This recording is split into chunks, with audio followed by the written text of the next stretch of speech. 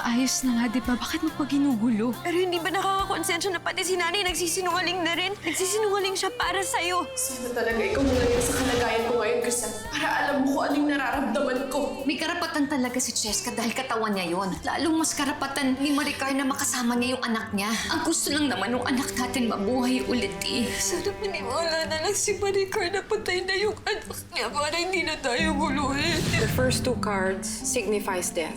Tama ka, Maricar. Patay na nga ang anak mo. Kaya mo bang makausap yung kaluluwa ni Cheska? Yes. Jessica, hindi na may kapatid ko! Akala ko nakukonsensya ka pa rin dahil inagaw ko yung katawan niya. Dahil kapatid pa rin kita. Siyempre, ganun talaga, James, pag mahal mo yung isang tao. Gagawin mo yung lahat para mapangiti mo siya. Di ba sabi ko sa'yo, babawi ako kay Crisan. Susubukan kong mabura lahat ng mga kasalanan kong nagawa sa kanya. Mahal mo pa ba siya, Crisan? Kanina kayo nandyan? Ngayon lang din. Mag-swimming ako sa pool. Antay ko na si nanay dito.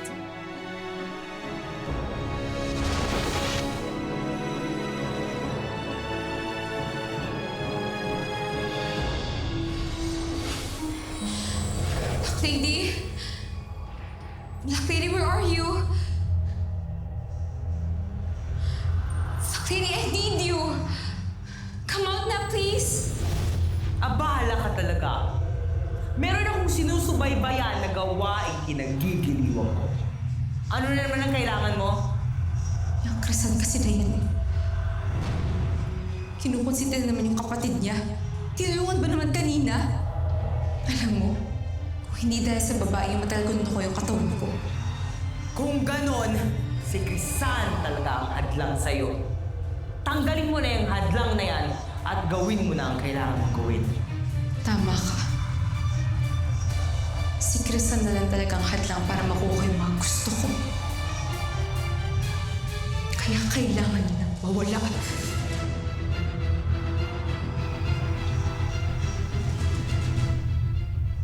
Naku, sana nga librada, masama mo yung kaluluwa ng anak niya.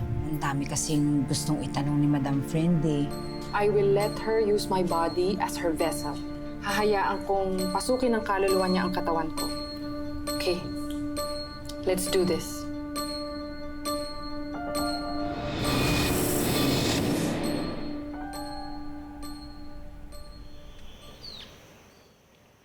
Huwag kang lalangoy dun sa dulo at malalim doon, ha? Baka malunod ka. Doon lang ako sa loob, makikinod lang ako ng TV.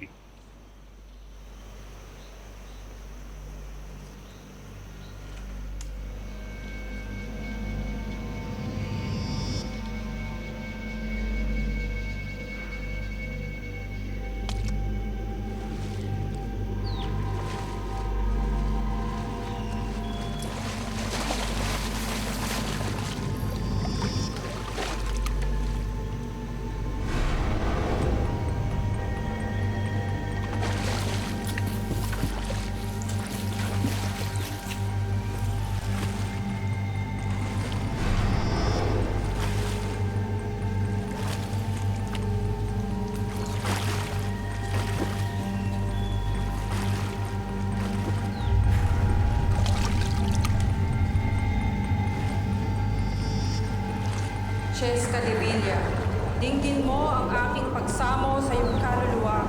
Tinatawagan kita, pakinggan mo at pagbigyan mo ang aking pagtawag. Cheska de Villa, nakikiusap ako sa iyo. Nais kang makausap ng iyong inang si Maricar. Pagbigyan mo ang aking pagsamo.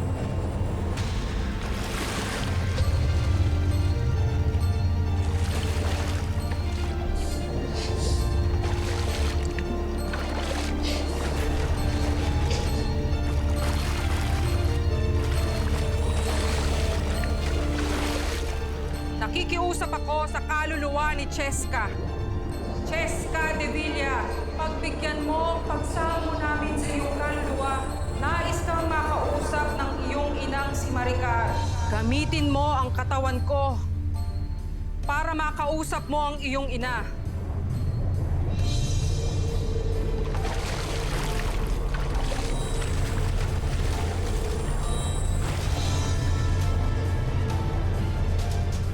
Cheska de Villa, gamitin mo ang katawan ko para mag-usap kayo ng iyong inang si Maricar.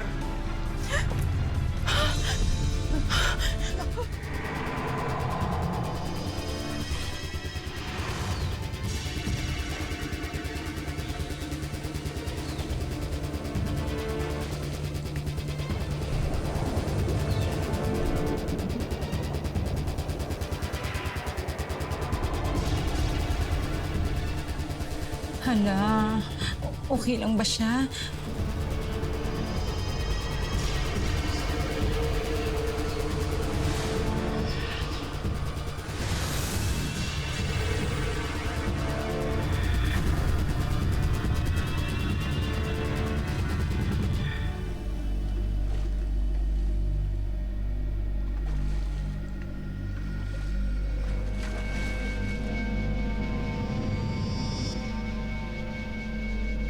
Cheska, anak, ikaw na ba yan? Nakasanib ka na ba kay Librada? Hindi ako ang anak mo, Maricar. Pero kilala ko ang anak mo si Cheska. Sakriti.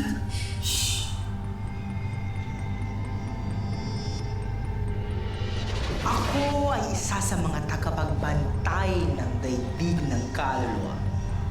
At alam ko na wala doon si Cheska dahil nandito pa sa mundo ang katawan niya. Sakriti, sabi mo sa akin yung ginawa ni Crisel.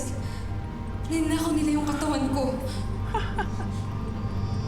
Ang totoo ay hindi papatay ang anak mo. Nandito siya sa mundong ito. Nagsinungaling ang mga taong yun sa'yo.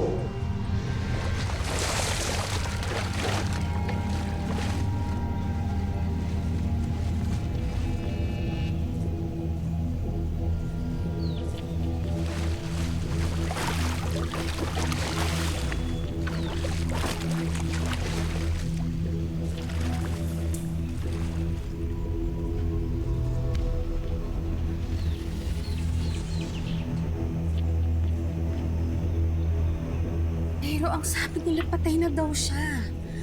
Pati sa barahan nila, Brada, lumabas patay na yung anak ko. Ang hula ay hula. Hindi ba dapat matuwa ka sa sinasabi ko?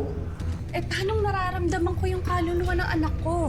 Pero di ba, nakikita rin naman ni Crisan na nanggugulo yung kaluluwa ng kapatid niya, di ba? Inuulit ko! Nagsisinungaling lang sila. Ginugulo lang nila kayo. Nililito lang nila kayo. Ang kaluluwang nandito ay hindi kay Cheska. Sakriti, bakit iniiba mo yung usapan? Tsaka bakit di mo sinasama sa akin na ninakaw nila yung katawan ko?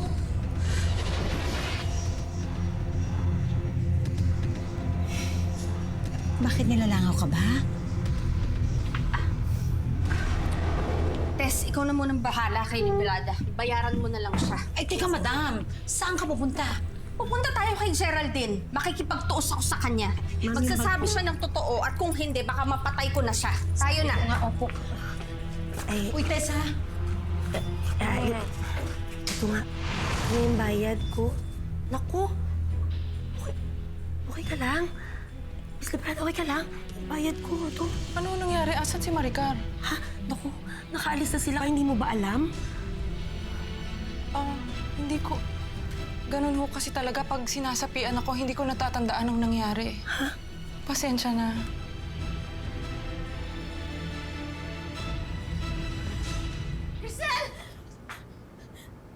Crisel! Si Cheska. Si Cheska, nilunod niya ako sa pool kanina. Ginusto niya akong patayin. Asan na siya? Hindi ko siya nakita. Naglaho siya. Hindi lang pala ako ang target niya. Pati ikaw rin pala. Kaya tama lang talaga, Crisel, na hindi na siya bumalik sa katawan niya dahil masama siya. Crisel, mas malakas si Cheska ngayon. Kaya niyang makapanakit ng tao. Kaya niyang pumatay. Di bali lang ako, kaya ko proteksyonin yung sarili ko, pero paano si nanay at si tatay? Paano sila? Paano kung pati sila saktan? Paano kung pati sila madamay? Hindi ko alam kung ano magagawa ko, Crisel. Handa siya pumatay para lang makuha niya yung katawan niya. Ano na naman to, Crisel, ha? Kukonsensyahin mo ulit ako na ibalik ko tong katawan na to kay Cheska? Akala ko ba okay na tayo? Tapos na to, di ba? Ano babalik na naman tayo? Mag-aaway na naman ba tayo? Tinanggap mo na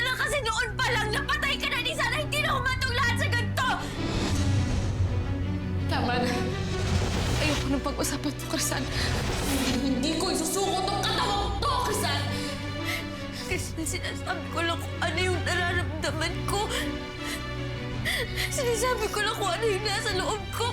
Hindi ko gusto malaman kung ano yung nararamdaman mo. Kaya pwede ba? Iwan mo na ako, Crisan! Iwan mo na lang ako!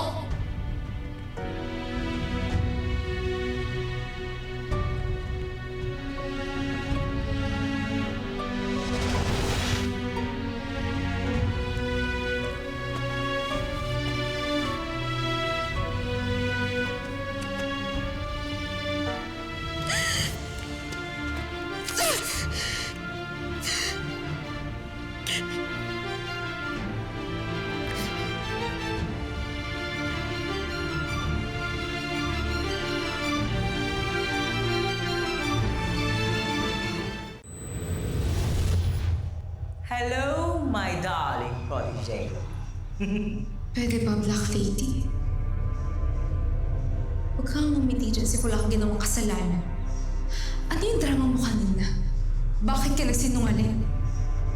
Bakit hindi mo sinabi kay Mami na kaluluwa na lang ako dahil linakaw yung katawan ko?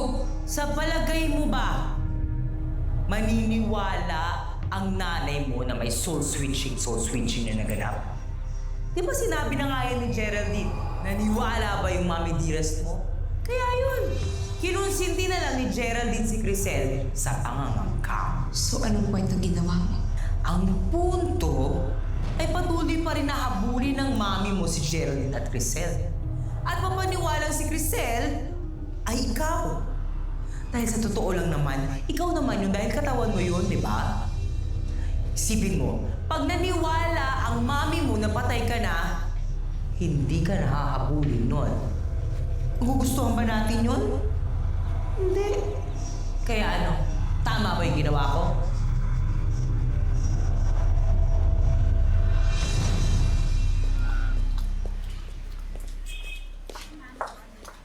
Baka lang may makinap sa akin ha. Tsaka baka may mag-iwan ng letter o kaya ng documents. Akit mo na lang dun sa'yo. Kita mo naman, sinuswerte ako. Nandito ka pa lang, walang yaka. Bitawan mo, Ma'am Ko. Bitawan mo nga ako! Hoy, teka lang. Away babae. May kailan dito? Bitawan mo ako! Nasasaktan ako! Ano ba? Hindi kita bibitawan. Dahil sinungaling ka. Nasa iyo pala yung anak ko at buhay pa rin ang anak ko! Hindi totoo yan! Bitawan mo ako! Talaga? Hindi totoo? Sabihin mo nga sa akin, saan siya nakalibing?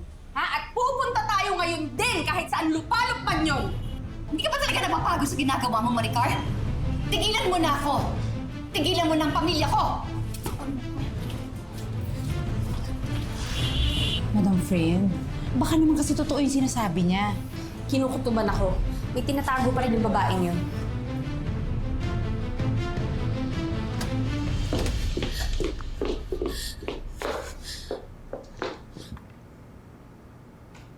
Ay, Nay. Okay lang po ba kayo? Anong problema? Wala, anak. Wala akong problema. Okay lang ako. Hi, Ma'am. Kuya, ikaw kasama ni Nanay. Ano nangyari sa kanya? Eh, inaway na naman ho nung Maricar. Bigla na lang hong sumulpot sa baba. Tapos yun na. Kesyo nagsinungaling daw ang nanay niyo. Kaya pinapaamin kung buhay ba talaga o patay ang anak niya. Ewan. Basta yun lang po yung narinig ko, Ma'am. Kaya nagagalit po yung Maricar. Sige po, Ma'am. Magbabantay muna ako sa labas.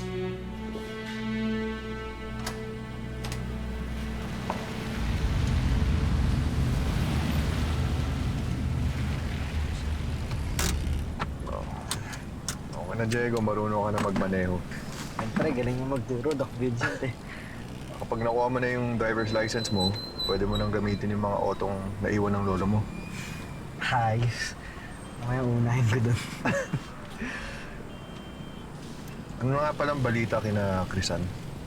Kina Geraldine? Kumusta sila? Okay naman. Kahit may problema ng konti. Pero alam mo, Doc Vincent, hanga ako kay Crisan kasi parang siya yung liwanag. Alam niya kung ano yung tama at mali. Meron siyang konsensya. Kaya ka na in love sa kanya, no? Doc Vincent, kasi worth it naman talagang mahalin si Crisan. Eh, ikaw, worth it ka ba? Hindi. Hindi pa ngayon. Pero yun yung plano ko. Gagawin ko ang lahat para maging karapat-dapat ulit para kay Crisan. Magaling. Lord, patawarin niyo po ako. Sorry po kung inaangkin ko po si Crisan. Sorry rin po kung pinagkakait ko po kay Maricar yung katotohanan. Sorry po talaga. Sorry po, sana patawarin niyo ako.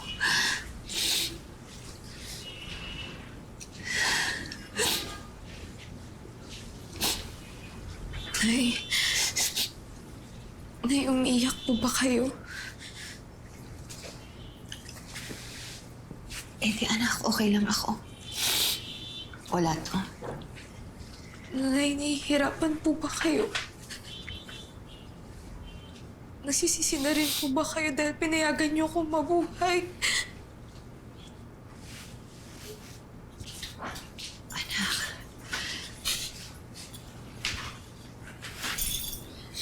Ano ba namang klaseng tanong yan? Alam mo anak, walang matinong ina na gugustuhin na mamatay yung sarili niyang anak.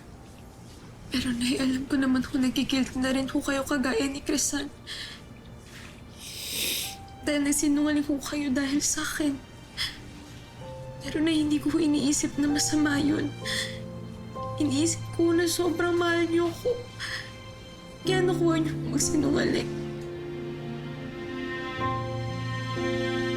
Alam mo anak, mas malaki ang pagmamahal ko sa'yo kaysa sa sarili ko. I will always choose you. Kahit na ano pa sabihin ng ibang tao. Kahit sa mata nila mali yun, ikaw pa rin ang pipiliin ko kasi responsibilidad ko yun bilang nanay mo. Nay, ayoko po umalis sa katawang to. Ayoko po mawalay sa inyo. Kung dati po wala tayong magawa, kaya tayo nagkahiwalay man ako ngayon, Nay. Nay, kayo lang mo yung nanay ko. Ayoko po kay Maricar, huwag niyo ako ibibigay sa kanya. Anak, ipaglalaban kita. Ipaglalaban ko ang pamilya natin. Hindi tayo magkakahiwa-hiwalay, pangako yan.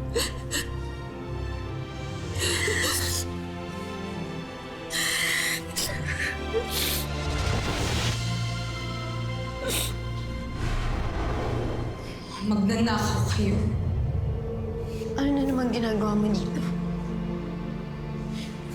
Isa-isayin ko kayo sisingilin, Crisan. Pero uunahin kita.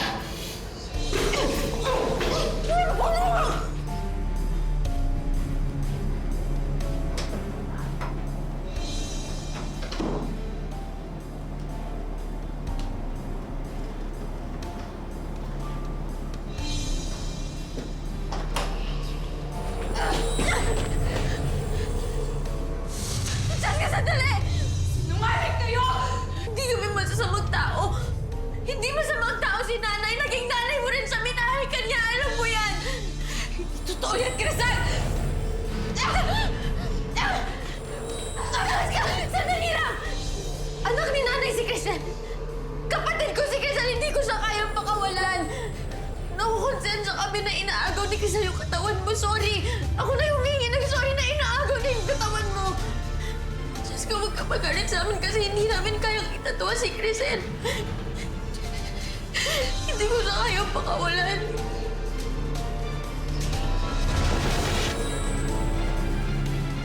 Attorney, sinungaling sila ha. Hindi pa pala patay yung anak ko eh. Please, do something!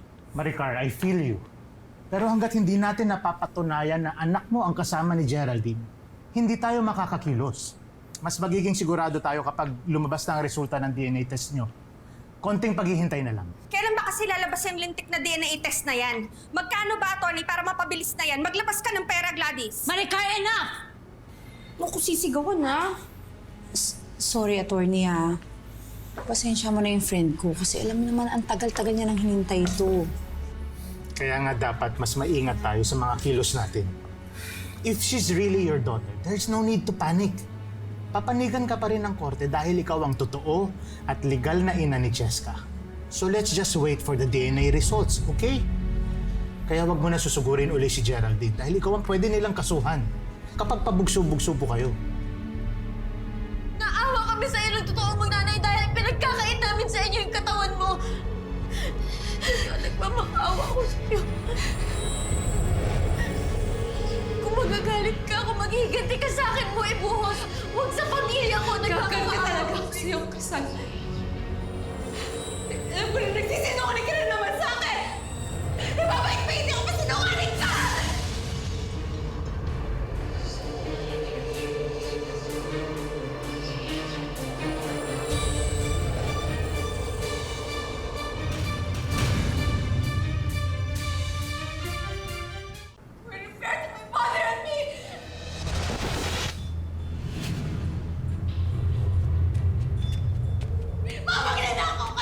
Makaawa ko sa'yo kung magagalit ka, kung maghihiganti ka sa akin mo ibuhos, huwag sa pamilya ko. Wala na magagawa yan! Sorry, Muklisan! Binigyan kita ng pagkakataon ng bago! Napamanay sa akin, pero doon ka pinapreso ko sa bakal, Krisan! Kaya dapat ka rin mawala! Wala ka na! Wala tutulong sa'yo! Sorry, boy.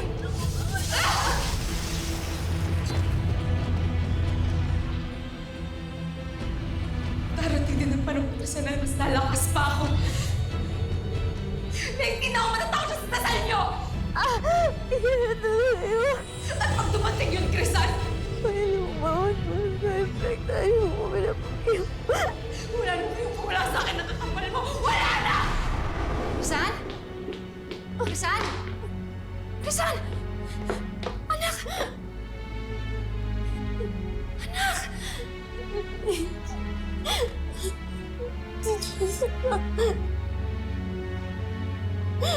Hindi na titigil ang hindi na nakakapaghiganti sa atin. Ayoko pati kayo nasaktan niya na ayoko. Hindi siya titigil na hindi siya titigil. Hindi siya titigil agad hindi siya nakakapaghiganti.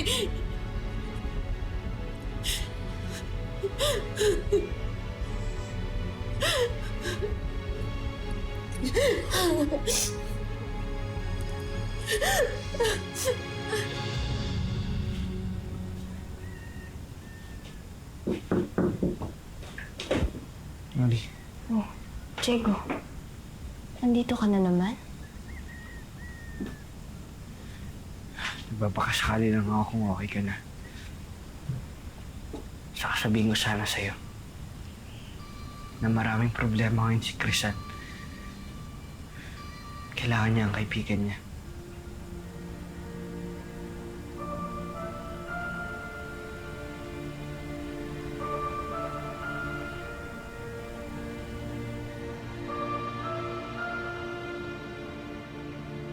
Sel?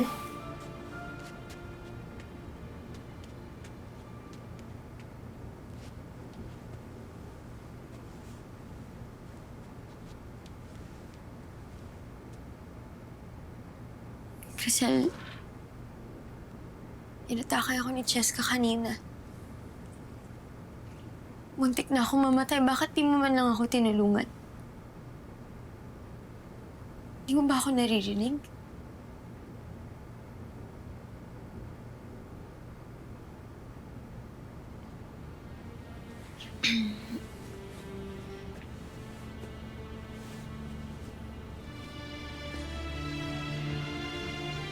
Sorry, Krisan. Nakatulog kasi ako eh. Nakita mo na, Krisan. Napakasama talaga yung Cheska na yan. Kaya dapat na talaga na hindi niya babawi tong katawan na to. Kasi pag nabuhay siya, mas malala pa yung mangyayari, Crisan. Pero di ba may pinaglalaban din naman siya? Anong gusto mo, Crisan? Isusoli ko na ulit tong katawang to. Crystal, hindi naman talaga sa'yo yan eh. Kaya ano? Tatraduhin mo na naman ba ulit ako kagaya ng dati? Tatalikuran mo na naman ba ako? Kakampihan mo na ba si Cheska ngayon? Bakit natatakot ka na para sa buhay mo? Crisan. Crisan, please. Huwag mo namang ulitin yun. Crisan, huwag mo ko ibibigay kay Cheska, pati sa nanay niya. Crisan, huwag mo naman ako ipagpalit kay Cheska. Crisan, patunayan mo sa akin na mahal mo ako. Na hanggang ngayon, kapatid pa rin yung turing mo sa akin. Crisan, ayoko mawala sa inyo ni nanay. Gusto ko pa kayo makasama ng matagal. Crisan, please, nagmamahaawa ko sa'yo.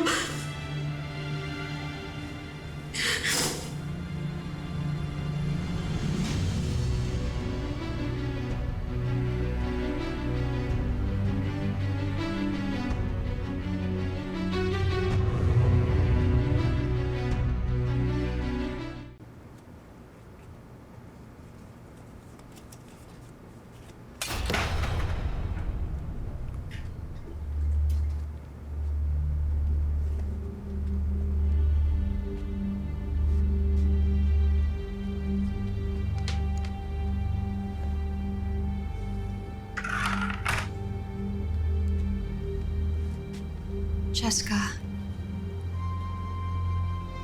Cheska, nandito ka ba?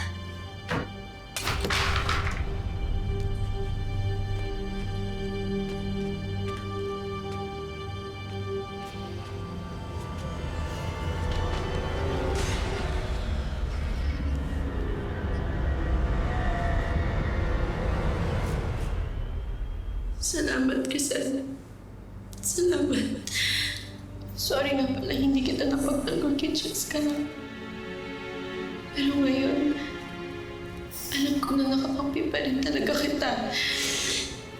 Hayaan mo, sa susunod na sasaktan ka niya, tatanggol na ulit kita. Crisan, pati nga na sugat mo. Grabe, puti nakaligtas ka pa. Pareho lang kayo ng mga anak mo. Pinagkakaisahan niyo ko. Mga magnanakaw kayo.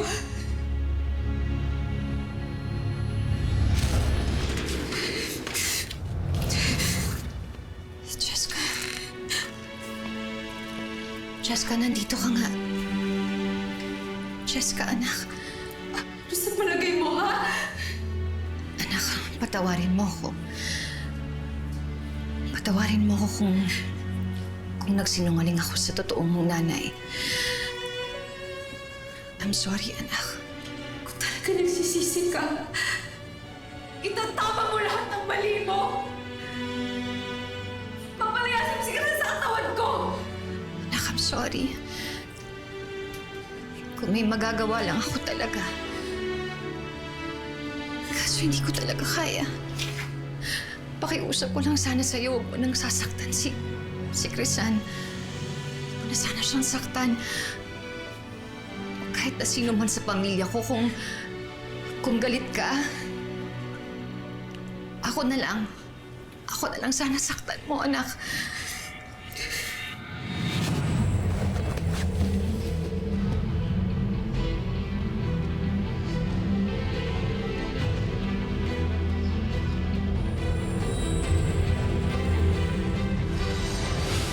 Pwede lang kitang protektahan sa lahat ng oras. Gagawin ko. Hindi mo na kailangan mag-alala, Jacob. Magtitiwala ako sa'yo na mapoprotektahan mo yung sarili mo. Kailangan gawin mo ang lahat para ipaglaban yung katawan mo. Oo talaga, Black Lady. Papawiin ko kung anong dapat sa akin. Pipilitin mo na naman ba kung ibalik ko tong katawan to kay Cheska, ha? Kasi ano, babalik na naman ba tayo dun sa dati?